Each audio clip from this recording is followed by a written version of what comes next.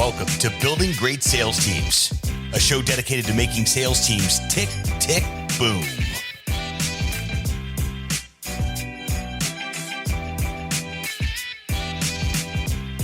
Great sales teams are not recruited, they are built, block by block. Let's get to work. What's up, player? What's up, player? Jumped right into it. Didn't even give me time. Just right at that recording. Yeah, it's progress, dog. Fresh show. You know what happened? What happened is too many times I forgot to start recording. And so I'm just like, automatic now. Start recording. Your shit's all over the internet immediately. That's it. Everywhere, all the time. Take it, leave it. All right. So speaker, AirPods, microphone. I should sound extremely sexy because I put it right in front of me now. So it sounds good. Maybe it looks good. I don't know. We're gonna find out. Definitely looks good. You excited, bro? How's life? Dude. You know when you have an open calendar invite, you just send it to everybody. Schedule. And then they all schedule on one day, 3 hours.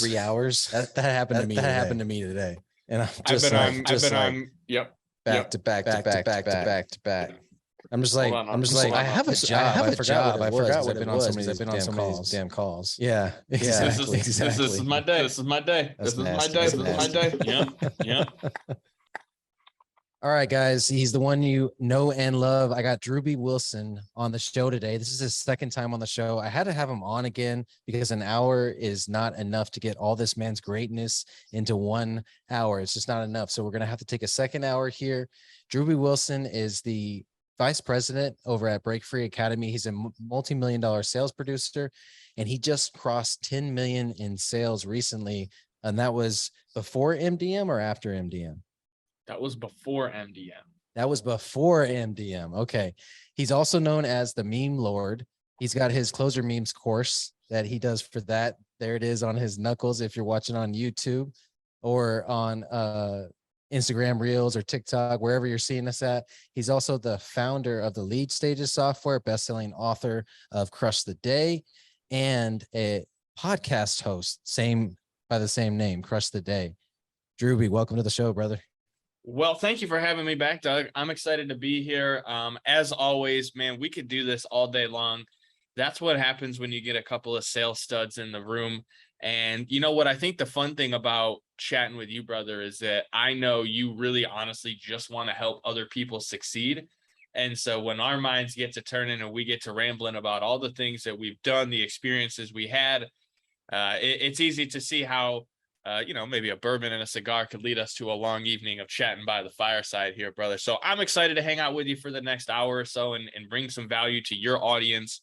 I know you're out there bringing good, helping people build their sales teams, create great culture and community within their business, because ultimately, that is what allows us to be the leader and step up into that next level of entrepreneurship and of life, because, being the leader, being the example is how we take it there. Man, and I have come so far in my business life, my personal life, the show, since you were on that first episode. I believe you were my first guest, right? Yeah, you were my first guest. Did I pop your podcast cherry? That's always pop fun. my God podcast bless. cherry. Wayne doesn't count. Okay. Wayne's basically a partner on the show, right? A lot of the concepts we've developed together and everything, but you were the first person outside of Argenta that I had on the show. So it's come full circle. We're back here now. Yeah. And the main reason I wanted to have you back on is because when we went through that show, it was more about the concepts of building a great sales team, right? And the show's really become understanding where entrepreneurs come from, obviously how that can relate to sales or how they utilize sales to build their businesses, and then really getting into like the legacy piece of it all. So one of the things that separates you from the pack when you talk about salespeople in general or sales processes is your memes course. So I wanted to walk through that a little bit. I know we touched on it slightly in the last episode, but I really wanted to do a deep dive on what that's done for you and where that came from. And then also what you're doing next with it, because I know you're writing a book on it too, right? Yeah, so I am writing the book on memes. As a matter of fact, I am the meme lord. Once again, I tattooed it across my fingers because I'm just that ridiculous and committed to being unemployable. So, and I guess I could probably go work at Chipotle. Those dudes are pretty gnarly. Yeah. Anyways, memes, right? Where did the memes come from? Why am I the meme lord? What is closer memes? I've been in sales a long time. If you've been in sales, that's probably why you listen to this podcast, but you've been ghosted before. So if for some reason you're not and you don't know what that means, it's when you've had a great conversation with somebody, they said they're very interested in moving forward, and then they disappear, right? It's almost like they're dead and gone, ghosted. And that's, it's kind of morbid, but it is what it is. And so I was having a moment where I had a lot of prospects in the pipeline, right? I'm thinking I'm working good. I got all these deals that I think are hot, but people aren't responding. So I'm getting a little frustrated, kind of like, if you've been in sales, you're in a slump, that you have those days. So I started thinking outside the box of what is it about me that I like, and what can I do to get these people's attention? I've personally always loved memes. I'm in multiple friend group chats where we send the most ridiculous, rowdiest memes that we can find. I'm sure if you're like a degenerate like me, you have that same group of friends. That's why Doug's laughing, because he knows exactly what I'm talking about. But with that being said, I said, you know what? Send it. And I went and I found this meme, and it was basically Jim Carrey from the Ace Ventura movie. There's a scene where he's looking in like the dolphin tank, and there was a little quote across the bottom that said, "You there?" ? And I sent that meme to, I don't know, 15 or 20 people that had ghosted me over the last month. Within 15 minutes, I had multiple replies, and people had signed up and moved forward on the program that I had offered them, but they hadn't responded to me in several weeks. So all of a sudden, these people who I've sent multiple messages, checking in, following up, just wanted to see if there was any questions, right? All your typical canned bullshit responses. I send out one meme, 5 figures in revenue, multiple sales, and multiple responses from people that said, "Hey, so sorry, got busy, decided not to move forward, XYZ, objection, excuse, whatever." But think about it. You have 20 people who said they wanted to buy from you that just stop answering. And then within 15 minutes, 10 of them respond, 3 of them buy, and the other 5 or 10, over the next couple of days end up responding. And so what happens is a response rate of like 70%, which is actually it's crazy. And I went, now hold on a second. There's no way that I don't know. That was pretty sweet, but can we do it again? Because that's what really systems is all about, right? Can it be repeated? Mm-hmm. So I reached out to a couple of the homies, said, "Hey, I don't know you're crazy enough like me to send this shit to a sales prospect. I know it sounds crazy, but just give it a try." A couple guys send out the memes. I get a call like a week or two later. So one of my real estate friends, he says, "Hey man, that meme you sent me, I just got a listing for $1 million home in my area." And if you're in real estate, or not in real estate, commissions on a listing are probably somewhere between 1% and 3%. So I'll let you do the math on $1 million home. It's not bad change, right? And so I'm thinking holy mackerel, they're this guy's going to make good money off of a meme that he sent. That's crazy. How do I do this a bunch of times, and how do I teach other people to do it? Yeah. And that's when I created the Closer Memes course. And that's basically, for $47, I break down the exact strategies that I've used and implemented to generate more than $10 million in sales in the last 3 years at an average ticket price of $5,000, right? So I say that because some people's like, well, $1 million isn't that much. No, $10 million isn't that much. If you did 10 homes at $1 million, okay, 10 sales, great. No, I've done more than $10 million at an average ticket price of $5,000. So do some math. I've done a lot of transactions. Almost all of them, I've used a meme in some form or fashion.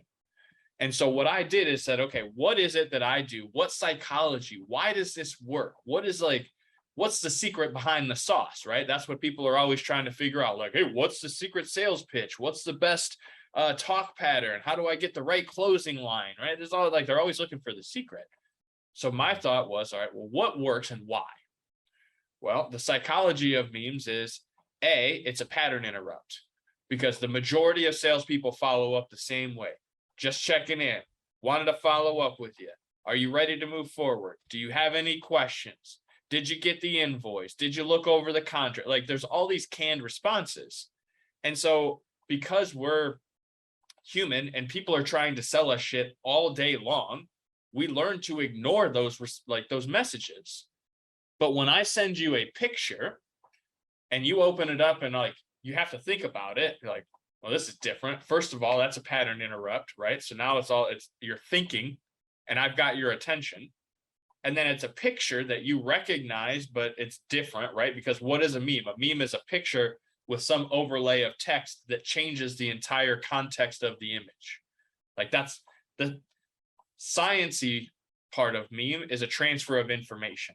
Like if you like, we can talk about that in a second, but like the transfer of information. So I'm sending you a picture that you recognize, but I'm adding an overlay of text that changes the whole concept. So now I've got your attention and I'm making you think, right? So psychologically, what am I doing? I'm building a connection with you. So you see this picture that pops up and it's, you know, a guy poking his head out from behind the bleachers with "you good?" question mark on the bottom. Now you're thinking, well, first of all, this guy's different. What sales guy sends a meme? That's weird. Right. I like that. I like memes. That's funny. 2, like now he's showing like human connection because people don't buy from corporations and logos. They buy from people. They buy from people they know, like, and trust. And to me, I'm trying to create that level of trust by showing, hey, I'm a human. I'm going to send this meme because they're funny to me and I think they're funny to you. And if they're not funny to you, then it's probably okay because we're not going to do business together.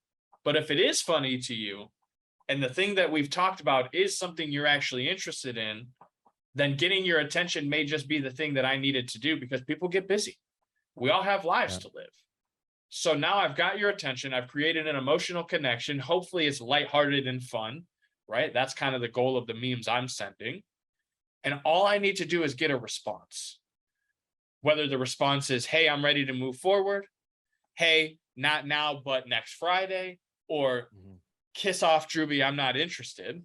I've gotten what I needed from that conversation now. And I can continue in the stage of the buying process that I'm working on. Right. So that's where the memes really, to me, was like, holy smokes. Not only can it get people's attention and do like, you know, close out the sale, then I start zooming out and look big picture. Well, how can I use it in my marketing? How can I use it in my branding? How can I be like that guy who gets known for memes? So I went on and made a commitment. I'm going to make 1 new meme a day for our software program. Nice. 90 days later, I've got $2,000 a month in recurring passive revenue from software sales from making memes. That still pays me to this day, 18 months later. Again, do some math on that. Making memes, passive income, silly. And so that's why I'm like, I still am. It's funny. I almost feel like I'm still ahead of my time, even though everybody loves memes. Because to give you some fun facts about this, and this is what we're here to be exciting, right? And share knowledge. Yeah. Memes actually comes from biology. It was coined by a gentleman named Richard Dawkins back in the late 70s, early 80s, in a book called The Selfish Gene, where he talks about biology and Darwinism.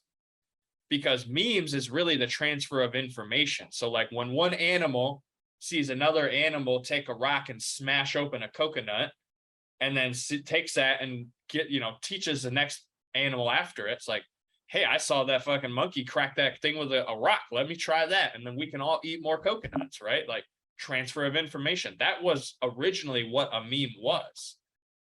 Fast forward 40 years, when you think the transfer of information, that's like viral, right? When things go viral, it quickly, that information is spreading around. That's really what most memes are, is like a viral spread of information.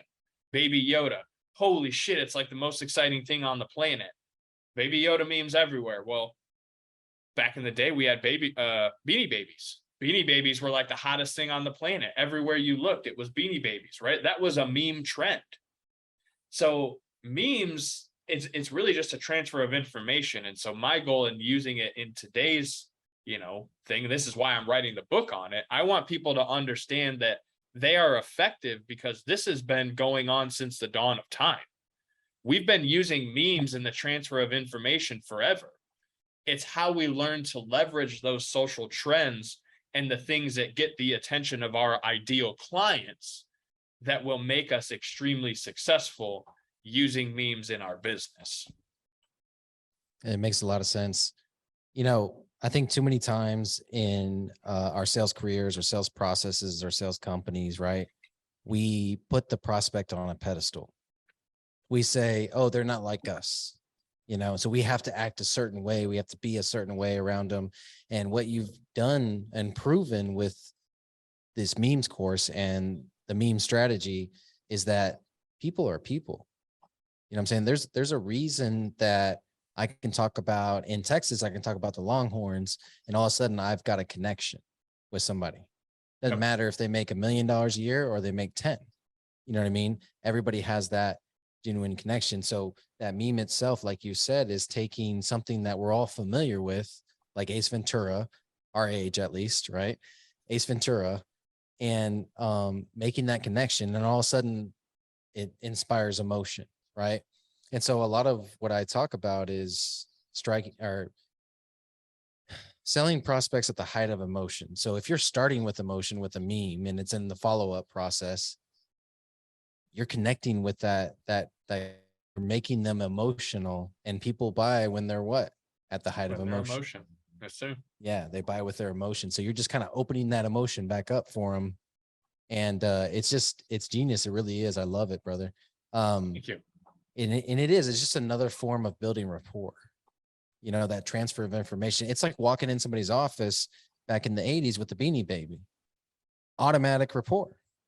You know what I mean? Except now you're digitally walking into the conversation with a meme of Ace Ventura or a meme of what's that show that the guy's from that gets out from behind Glee, the lockers? Matthew Morrison. I just looked it up the other day because I'm writing my book, as I said.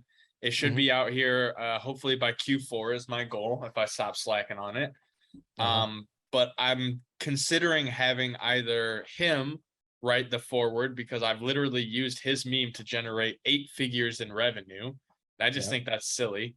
Or I'm going to reach out to Richard Dawkins and see if he'll write the foreword, because he's the guy that came up with the term meme. So if I can get him, that'd be pretty rad. Yeah, that would. And that's just like the geek in you right there. It's like, if I get him to write my forward, I could just geek out on that. I'm gonna put it out there publicly right here. Someday you will see me do a TEDx talk on memes. I'm putting that out there. Like, it's gonna happen. I'm here for it. I'm here for it. I'll be in the audience, brother. That's hell yes. That's exciting. Plus, man, that would literally be one of the most viral TED Talks ever. You know what I'm saying? Think about it. It's a TED Talk on memes. Come on with it. From the meme Come on lord. with it. That's right. The thumbnails needs to be of you holding up your knuckles right there. Everybody would click on that. Hell yeah. Freaking awesome. No, so it's one of the goals, and it's important, and it's all part of the selling process, right? Finding my own niche and finding my own way to communicate is what's allowed me to be a successful salesperson.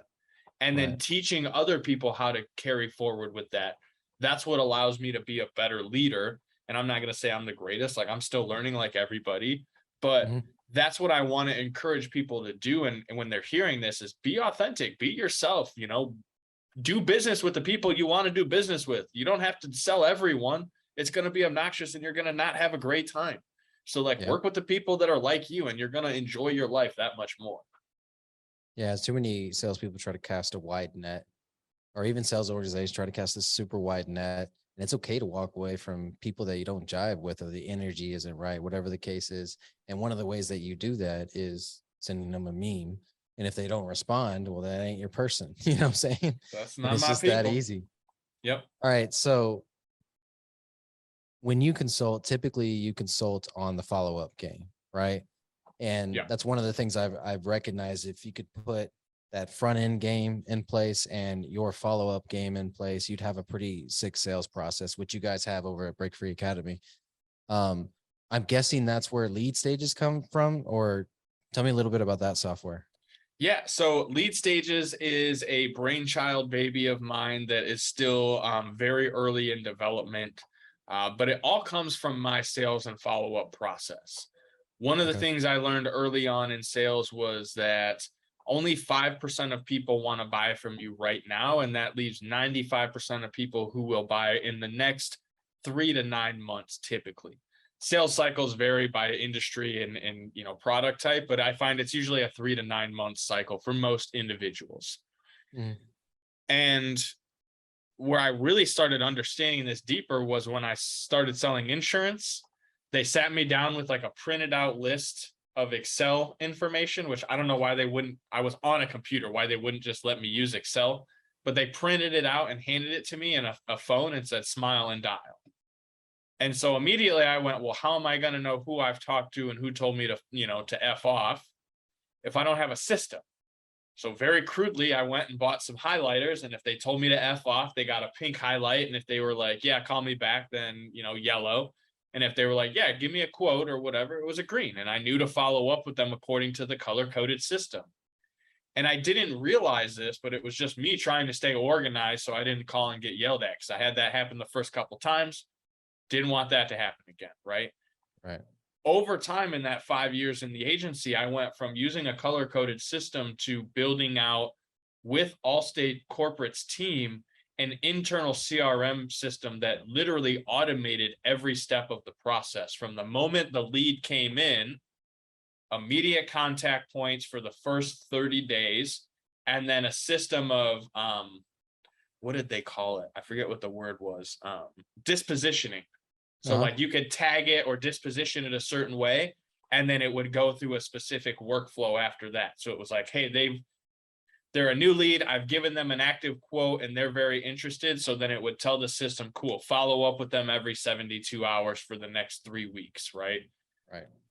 Or if it was like, hey, I reached out to them for 30 days and then they never responded, cool, send them letters and mailers every 60 days for infinity. And then every single penny that we spent to bring a lead in the door, we knew exactly where it was going, how many times we had followed up with it, what kind of conversations occurred, if they bought, what they bought, how often, we started tracking every little thing. So when I left insurance and came to Break Free Academy and started consulting on a big picture, what I realized most small businesses lack is a very simple system. I'm talking like high-end 50,000 plus clients, automations out the door. Most people don't even have the color code. Right. And so where I created lead stages was, hey, how can I come in and help just the average salesperson who really doesn't know a whole lot, but has the desire to be successful? How can I teach them a simple system so that if they just implement that and track a few little KPIs, they'll be able to add an extra 25 or 30% to their top line revenue? Because if you add 20 or 30% top line revenue to a business, it's usually a game changer for them, because that gives them the operating capital they need to really ramp things up, right? It's not a huge percentage. So what I do is I come in and I look at, hey, when you get a lead in the door, what is the process that happens from start to finish and for how long? Because most people would be, hey, I call it a couple of times, and then if they don't answer, it goes in the drawer. And then like once a month, we do a call night and we pull out those old drawer leads and we call them. Yeah. Right. Like we've all been in that company before if you've been in the game a while. So to me, I go, well, if I'm going to spend $100 to acquire a lead, and a lead is a name, phone, email, contact point of some process, right? Like assuming they're, quote, interested in my product, but we've all worked with a lot of weird lead vendors in the day, but like, right, assuming they're interested in my product, I've got a name and a contact point, and then some data that shows that interest. Well, if I'm going to pay $100 to acquire that information, I want to push every single button I can to try to get a return on that $100 investment. So to me, I know the statistics are 87% of leads buy from the first person they speak to. Sounds kind of crazy, but like when someone's interested and they want to buy stuff, they usually want to buy right now, right? Yeah. That's that 5%. So I knew if I got a lead in, I needed to be able to contact them as soon as humanly possible. So my first thing was, when I get a lead in, I'm going to call them right away. That's my priority. Every time a new email comes through with a lead, I stop whatever I'm doing and I'm calling them right away, because if I can be the first person to get them, I got a better chance to get the deal. But a lot of times when you're buying leads, they're getting sold to 7 different people at the same time. So now you're in a battle with 8 other contractors blowing up this person's phone. They get upset, they're like, "Whoa, all I wanted was some information. And now I got 9 different people calling me." And so most people call 2 or 3 times and then they stop. Doesn't mean that the prospect isn't still interested. It just means that they didn't want to talk to 9 different people all at once. They got overwhelmed. And this happens a lot in the buying process, right? People get overwhelmed. So my thought is, how do I continue following up with them?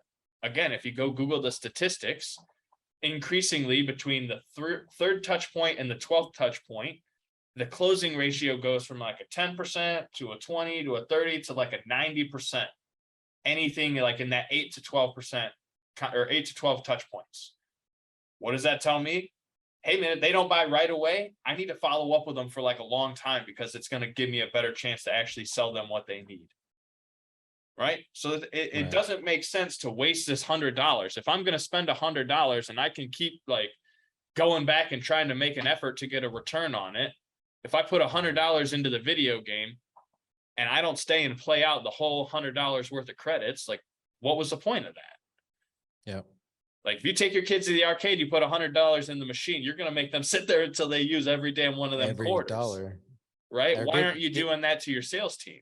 Or give me the credit on the card. We'll use it next time, one or the other. But usually that's not how it works. Like once the money's in, it's in. That's in. Right? And that's how it is with marketing leads. Once you've spent that money, like if you don't get it back, that's on you. Mm-hmm. So what I do and why I created Lead Stages is I basically break it down into simple. You have 4 stages. That's the easiest way to look at this.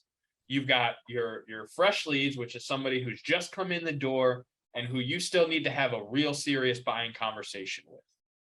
To me, those guys need to be followed up with for at least 30 days.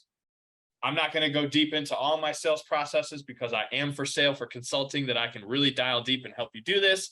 But I'll give you the basics, right? Follow up with those leads for at least 30 days.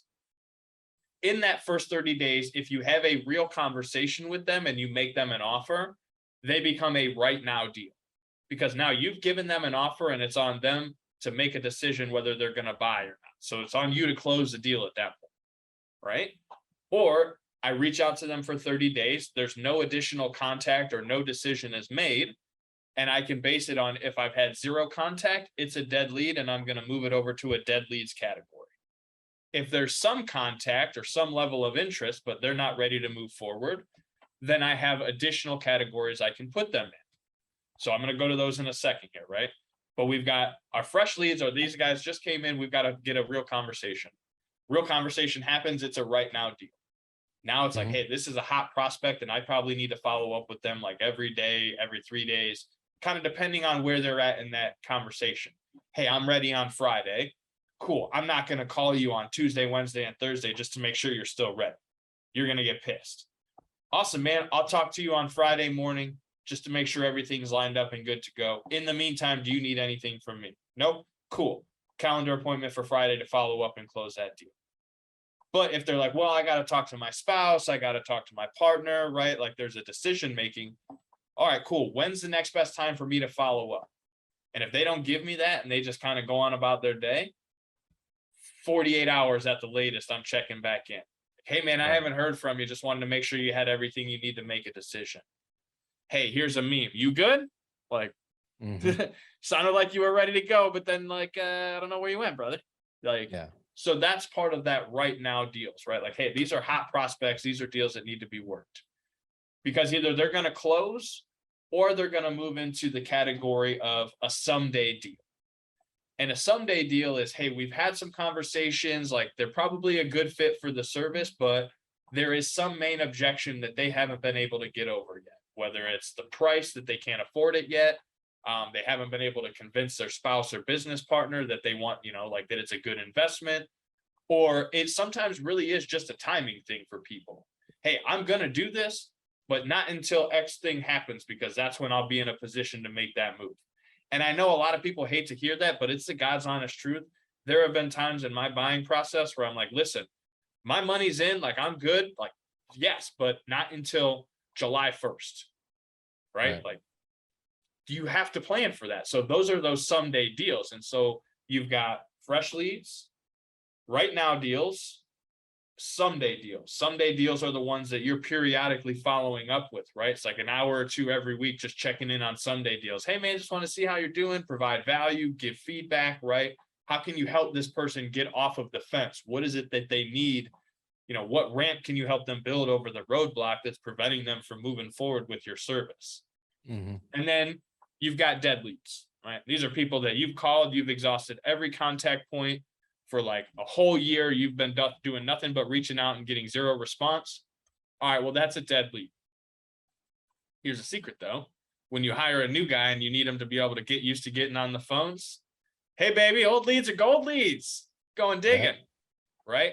And you're going to dig through the graveyard and you're going to call all these old ass people that have never responded. And you're going to see, hey man, we got your information last year and we never heard back. We just want to see, did you still need any help with X, Y, and Z? Because that's a great way to get people comfortable having conversations and getting used to the rejection. Because I'm going to be honest with you, like you got to season your guys with rejection. Right. This is how it is. And they're going to get more of it with those old leads too. And so you're going to, weed out the ones that aren't for it.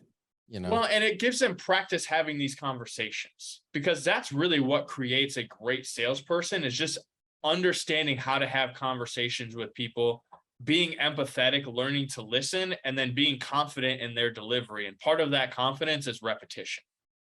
So that's why I love putting those, old leads in place for someone. And then you can always add a fifth category if you want for current clients, because I think a lot of people don't do a great job of following up with the people who have already given them their money and already created that level of trust.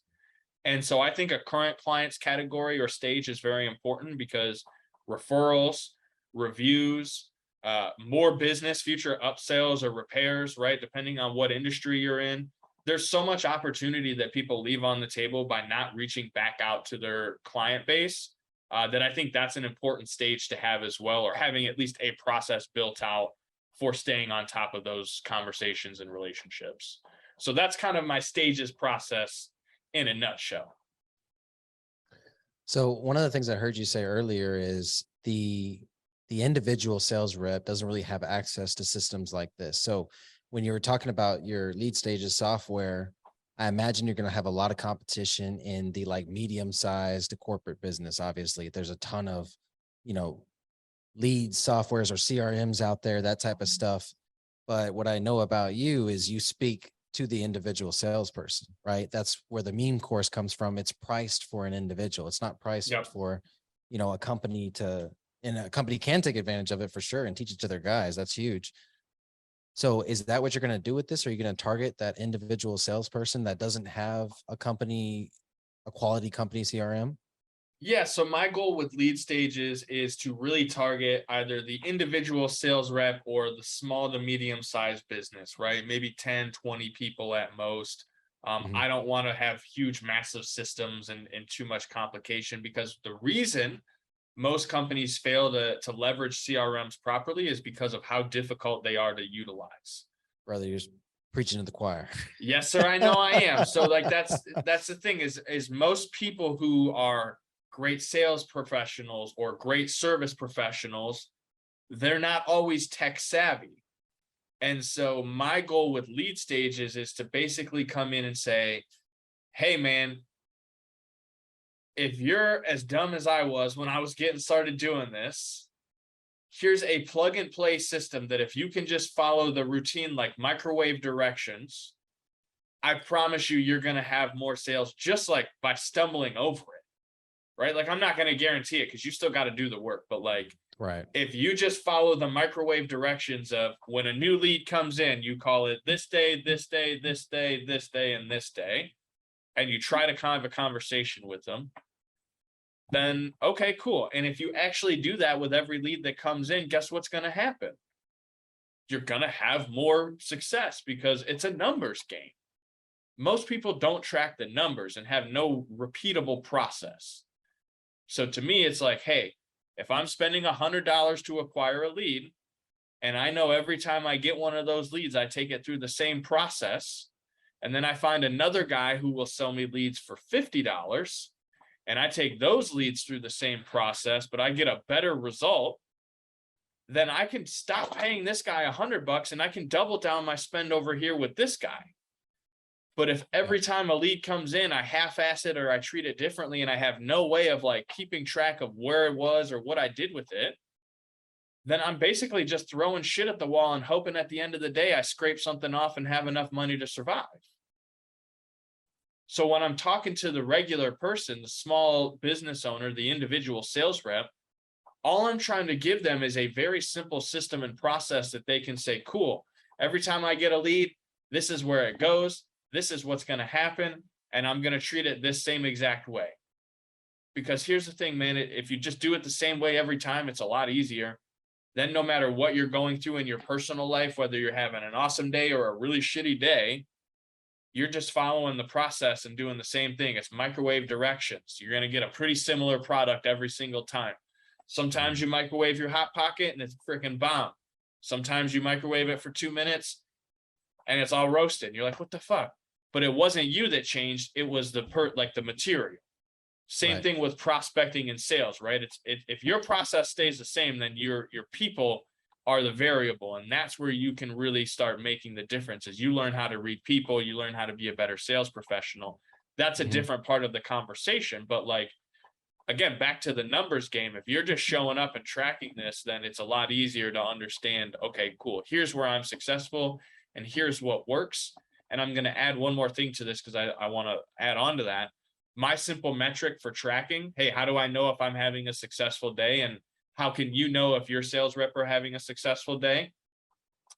I look at it like this: 100, 10, 2. I'm trying to make 100 outbound contact attempts. I'm trying to have 10 serious conversations, and I'm trying to close 2 deals. Now, I'm not trying to do all of those every day. That would be badass. And some days you have that and it's freaking woo, but it's very rare that that happens. But if I can get 2 out of 3 of those every day, I'm moving the needle forward. Because if I make 100 outbound contact attempts and I have 10 serious conversations, but I don't close any deals, and I know I'm going to follow up with those 10 conversations, then I can reasonably estimate over the next 30 to 60 days, at least 2 of those deals will close. Because that's just, 20% close rate's kind of like almost inevitable if you just have conversations. In every business, every product, it's 20%. Correct. So again, I know, hey, if I've had 10 conversations, at least 2 of those will close in the next 30 days. But then there are days where it's like, man, I get on my first 10 calls are bangers. I'm like, bam, bam, bam. And like, I even close a couple. But I don't get to make 100 calls because I've been working those deals and closing those deals. So I still look at that of like, all right, well, I had 10 conversations and I closed 2 deals. Even though I didn't plant 100 seeds, I got to harvest a couple that I've been working on. Well, and also, let's just say you have 2 closes to start out the day, the contract's signed, you start the day that way, you still have your consistency as key piece. You know what I'm saying? So you're still gonna, if you don't have any other work to do on those 2 closings, you're still gonna try and make those 100 contacts. You know what I'm saying? Correct. To keep that consistency, because then that's how you compound, right? Yeah, because most guys will get those 2 closings in the morning and be like, I'm out, dog. Cool. Can't wait till Friday's check comes in. But then next Tuesday, when they're sitting there and they got no deals to work and they're like, fuck, man, what am I gonna, like, Friday's gonna be here and I'm not gonna have no money. Pipeline because they weren't consistent. They weren't filling the pipeline. Right. That's my method. It's tried and true. I don't care where you're from, what you do. If you can make 2 sales, pretty consistently, then you're going to make a good living. So 100 contact, 110, 2. 2 out of 3 of those in a day, and you're having a pretty damn solid day, in my opinion. And if you stay consistent with that, 22 days a month or 20 days a month, right? Your average working month. It's almost inevitable, man. You can't not make at least a living. I love it, brother. I love it. All right, let's step over to the next part of the conversation. And honestly, why I reached out to you, because I have, and you've probably seen it in my social media, in my post. I'm building my machine. I'm preaching the good word. All right. And the good word right now is Apex. Okay.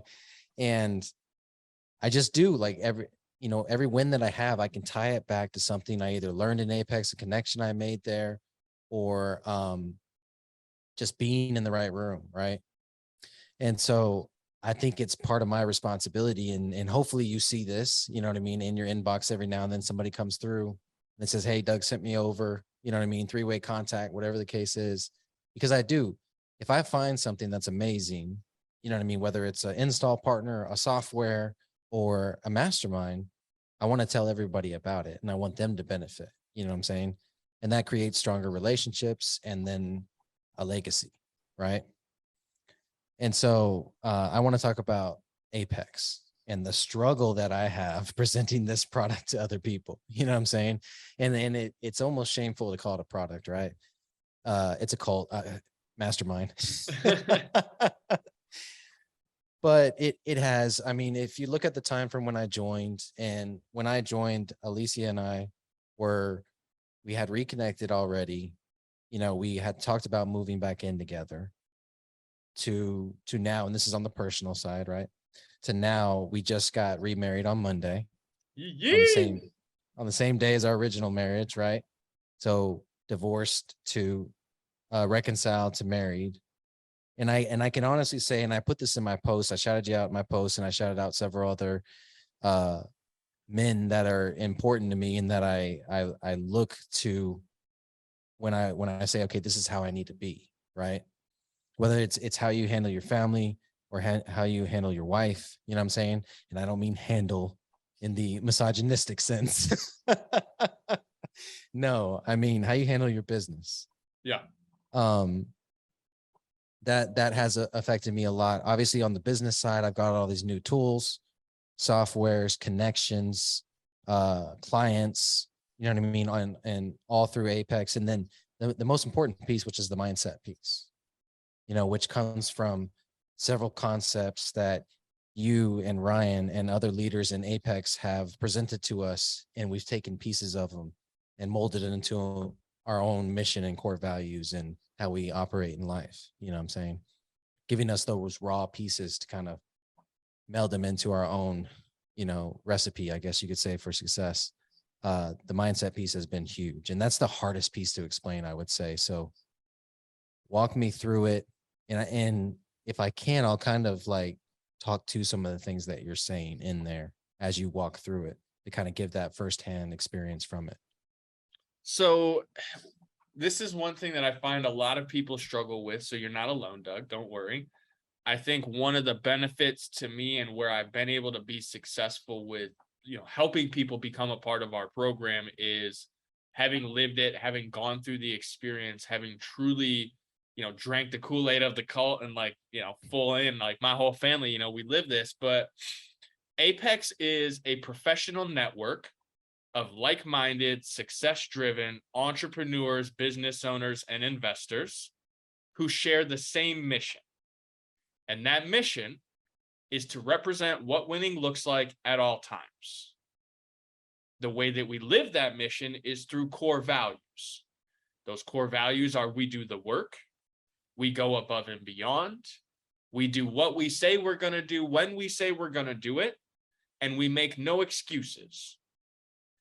And in doing so, having a network who shares that mission, who lives by those core values, we are able to collectively help each other become the most elite version of ourselves.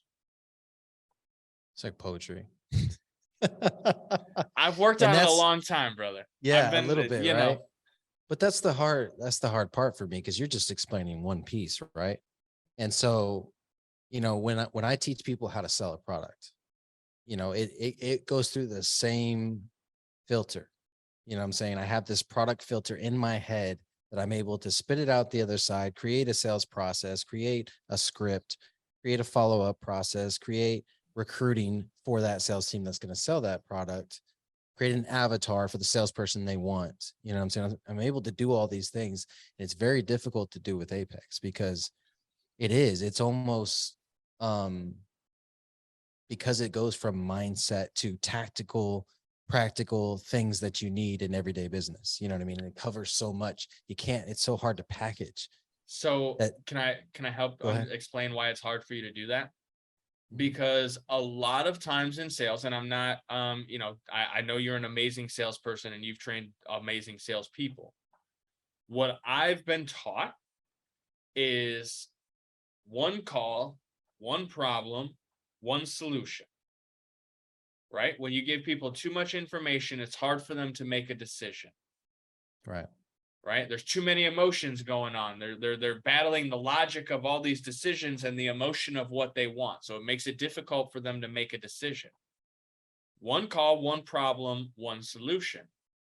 The problem you're having in explaining it to people is because it does so many things to help people that you want to explain all of them because you've had so much benefit in so many areas, right? Your mindset is better. Your health is better. You look fantastic, right? Like you're the healthiest you've ever been. Your relationship, better than it's ever been. Your business, firing on all cylinders, more successful. You want all of those things. You want to explain how all of those things have happened for you from this one thing. And you're like, oh, right? I get it. Yeah. I live it. But where the struggle is the person on the other side of that conversation, they have one thing that if they could just fix that one thing in their life, all the other stuff would be easy to fix too. But they're stuck on that one thing. And because you haven't been, I'll say, trained to have the conversation of understanding what that one thing is for them yet, you're giving them an overload of information, which makes you feel like you don't know how to pitch it because you're just like, well, what do I talk about? There's like 19 million different things that you'll get from it. And you want to explain that, but you also recognize as a sales professional that you don't want to kill the sale before you can even pass the referral off, right? Yeah. Exactly. But that's a beautiful thing about what we do and why it's so difficult for people to understand from a sales perspective, because we've hired dozens of guys who've come through and out those doors over the years since I've been here. And what they never understood is that we are not salespeople. We are servants. And it kind of ties in line with that whole cult thing, but that's a different conversation, right? But like, no, we're servants. And what I mean by that is when we work with our guys and our team to have conversations to accept members into our community, because that's what we are. We are a professional network. We are a community of like-minded individuals. Our guys are learning how to have the right conversation, to ask the right questions, to understand, hey, is this person committed to the mission? What's the mission, Doug? Become the most elite version of ourselves. No, to represent what winning looks like at all times. See? I hear them both. So I know, but and that's on us too, and that's something we're working on. But no, the mission is to represent what winning looks like at all times. And so our guys are really just here to have that conversation and ask the questions of, A, are you committed to this? Like, are you committed to the mission? Do you want to represent what winning looks like? Awesome. What does winning look like to you? All right. Well, it sounds like if you were having more success in your business and you had a marketing strategy that was generating leads, it would give you the time to go and be with your family, which would allow you to rebuild your relationships, which would give you a better mindset so that when you're waking up next to your beautiful wife and touching her butt before you go to the office, you're not screaming at the guys at the office because they're not making sales because they don't have a proper system and training in place, which full circle means that you're making more money, you're sleeping next to your beautiful wife, and you got a team of people running your business for you that allows you to go and do the things that you want to do with your kids. Does that sound like what would, put you to sleep at night, Doug? Yeah, Drewbie, that does sound like what I could use. Awesome. Here's how we're going to help you achieve that. We're going to help you dial in on these core values, and every decision that you make and every action that you take moving forward is going to be built around this system and process, because these core values will allow you to create that success. Are you, again, committed to being that person? Yes. Wonderful. Here's the next steps. Welcome to the family. Yeah. And you're shaking, you're like, just credit card. Yeah, Where's my credit card? Yeah. Sign me up again, sir. Take my money. That's what I'm realizing I'm missing. All I have to do is walk through my perfect day and talk about how Apex have has helped me with each pieces of those. You know what I'm saying? So that's that. I feel like that's where it's at. It's the day, waking up in the morning, having my mindset right, because, you know, I listen to Monday Motivation, or I listen to a podcast from one of my other Apex members, or because somebody taught me how to meditate, or somebody taught me affirmations, like Ryan walks through his affirmations every morning. You know what I'm saying? Like, and you could really dial it down to, you know, or, you know, the perfect day concept, and then tying that back into how Apex contributed to each piece of that. You know what I'm saying? So I think that's something that I'll use moving forward. And the thing is, it's not like I'm out there trying to sell Apex and that I make $1 from selling it. It's that I get the question all the time. Yeah. What is Apex and why are you in it? You know what I'm saying? And so I just want to do a better job of answering that question completely. So, well, hey man, I'm grateful for that, because I truly know that you are that dude. You're out there, you're spreading the good word, and I've seen you live it, right? It's not lip service. It's not like, oh, you know, these guys are going to give me a kickback on the back end. Like, we're not paying you nothing. I will be the first to tell people, hey, he ain't making nothing off of me, son. No, but I do love Doug. And listen, man, we're changing lives. That's why you created this podcast. That's why you do what you do. That's why you pour into your team the way that you do, because you truly want other people to succeed.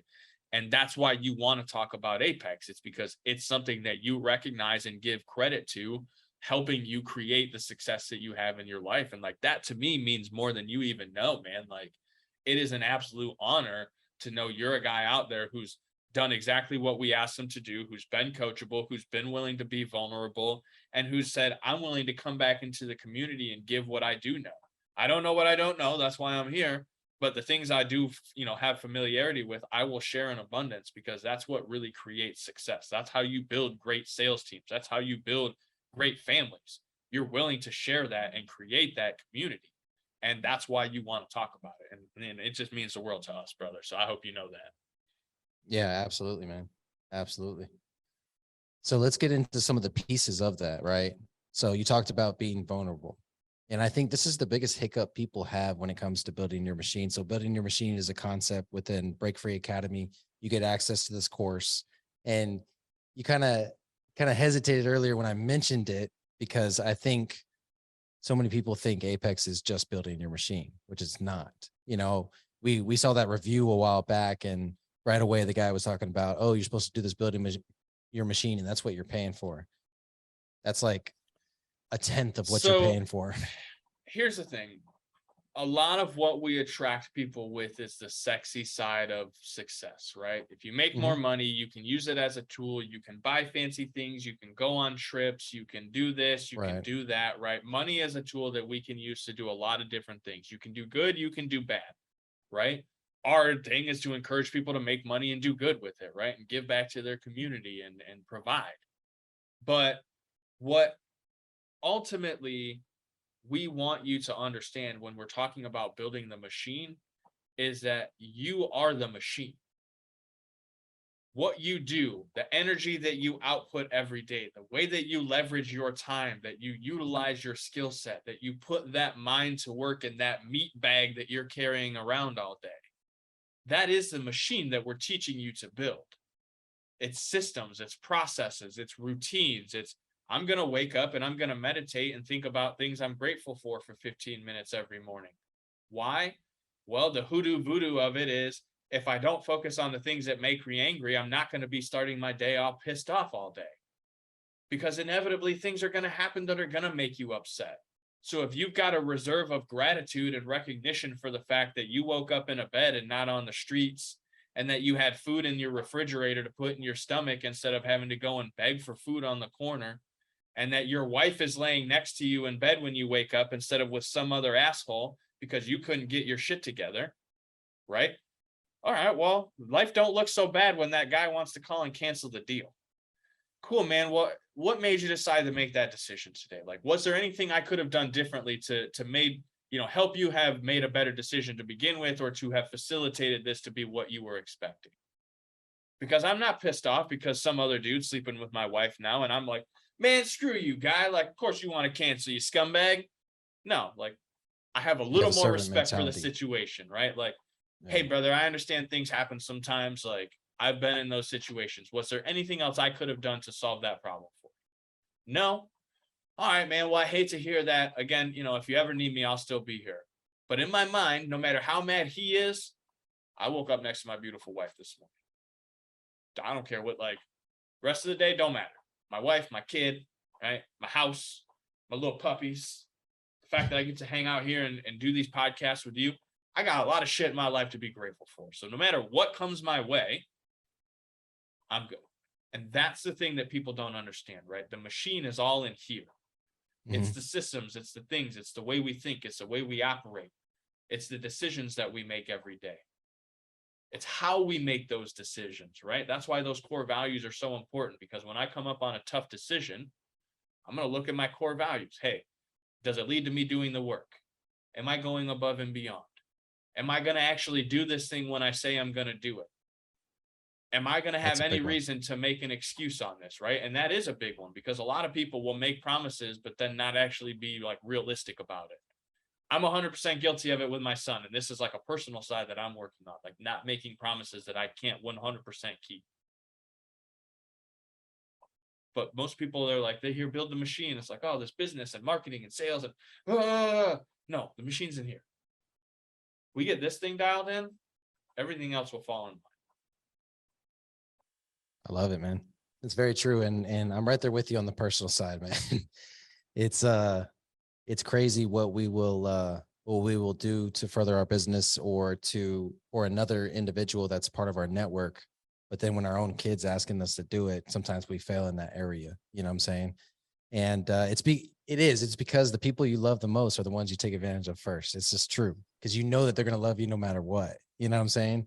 And so that's the sad truth. That's the sad truth. And, like you said, you're working on it. I'm working on it too. I have got to do a lemonade stand in the next 2 weeks or I'm in trouble, period. Hey man, you know what you do? Pop that lemonade stand up at the reception, big dog. That's a twofer. Hey kids, you guys want to make a couple bucks? These guys are all going to be tipsy and they're all going to have singles in their pocket. Go sell you some lemonade. Hey, you guys are going to need a refresher between rounds. Or you need. I won't even charge you a consulting fee for that one. Or you just need to have one less alcoholic drink, maybe. Not me. I'm on 75 hard. I'm on water diet only. Yeah, so that's the biggest thing I'm worried about is it's open bar. There's gonna be plenty of drinks flowing. Me and mine, we got places on site. You know what I'm saying? We're walking to the cabins. Nice. But everybody else is gonna have to figure out how to get to the Airbnb, you know what I'm saying, or the hotel. So don't worry, we'll bounce them on out of there, bro. I've got experience in that game too. Oh, it's fun stuff. But yeah, so what we're talking about is the reception for the wedding we're having this weekend, and we decided, you know what, we're celebrating this reunion, so we're just gonna throw a big old barbecue. We're gonna have Black's Barbecue Catering, and they're freaking beasts, dude. Top 5 barbecue all time, in my opinion. So we're excited about it, man, and we're honored that you and Kayla are going to be able to come, man. I'm so excited about that. I'm grateful for the invitation to be there, for the invitation to be here, man. I know we're coming up on time soon, and again, brother, I just really want you to know how much we appreciate you going above and beyond, and doing the work and not making excuses when shit gets hard, brother, because it does. And as we go through these growing pains, there are things that we experience. And that's the beauty of a program like Apex, is not only do you get the tactical side of things, but then you have a community of people that you can go and be vulnerable around, because a lot of times business owners and sales professionals at the top of their game, there's not too many people they can really get real with. And so when you find a tribe like Apex where you can have that vulnerability and know that you're going to get people who will be empathetic, but also be confident in saying, all right, cool, you cried about it like a little bitch. Now, what are you going to do to fix it? Right. And that's the beauty of the community, is you have individuals like yourself, Doug, who will be soft and hear you out, but then be confident and hard enough to drive you to make the change that you need to create the success you want out of life. And because we all recognize that success is a perspective, what I see as success is different than what you see, is different than what Stuman sees and everybody else. But again, we all share the same mission to represent what winning looks like. And what does that mean? It means that we're all successful. whatever that may look like, we all agree that we're here to help each other create that success. And the work isn't done until we do. Bing bong. All right, brother. If people want to get a hold of you, they want access to your memes course, they want to talk more about Apex, where are they going? Easiest place to find me is connectwithdrewbie.com. So that's DREWBIE, connectwithdrewbie.com. It's got a link to all my social medias. It's got a link to download my free PDF version of my book. You can get closer memes is on there. Again, man, my whole thing is I really just want to inspire people to see what's possible in themselves. I want to help extract that greatness by giving them some simple processes and routines that they can implement in their daily routine to create and track that success. And ultimately, I want to make memes and troll the internet and get paid for it. So all things considered, go to connectwithdrewbie.com, follow me, connect with me. All happy to share with anyone who reaches out, Doug, because man, I'm just grateful to be here, brother. Awesome. We appreciate you, man. And wherever you consume podcasts, those links and notes will be in the show notes there. So just go check them out and connect with Drewbie. Appreciate you guys. Let's get going. Thanks so much for tuning into this episode of Building Great Sales Teams. We sure do appreciate it. If you haven't done so already, make sure you're subscribed to the show wherever you consume podcasts. This way you'll get notifications as new episodes become available. Remember, great sales teams are not recruited. They are built block by block. Until next time.